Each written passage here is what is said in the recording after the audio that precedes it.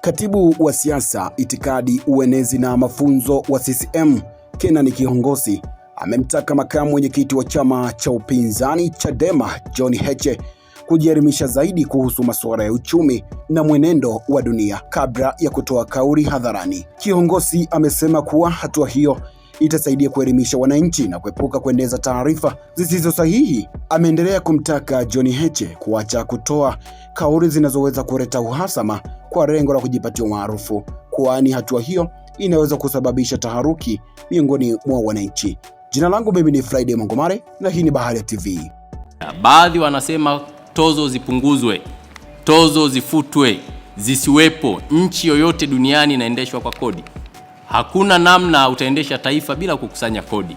Kodi hizo ndo zinasaidia barabara ziwepo, hospitali ziwepo, miundombinu ya reli iwepo.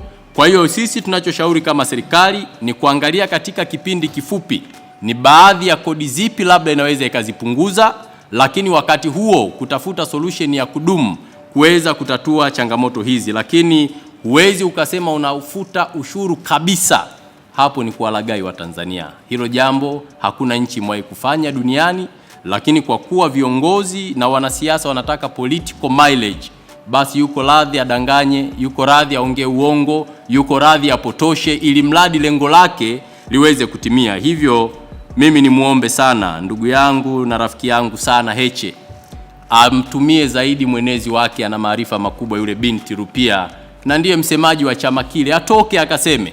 Sio yeye kusema kila wakati kama kiongozi mkuu wa chama chao. Nadhani wana mtu ambaye ana uwezo wa kufanya na ndilo jukumu lake, basi aende akatekeleze hilo jukumu.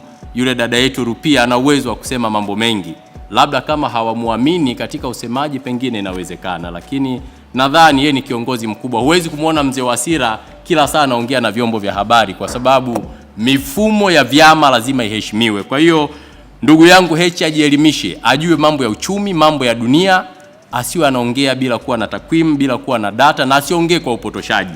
Taifa kwa kipindi hiki linahitaji umoja, linahitaji mshikamano, linahitaji upendo, linahitaji kutafuta namna bora ya kutatua changamoto tulizonazo.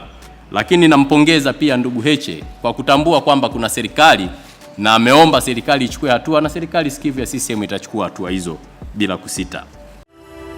Asante kwa kuifuatilia Baharia TV. Usisahau kulike, kusubscribe, kucomment na kushare.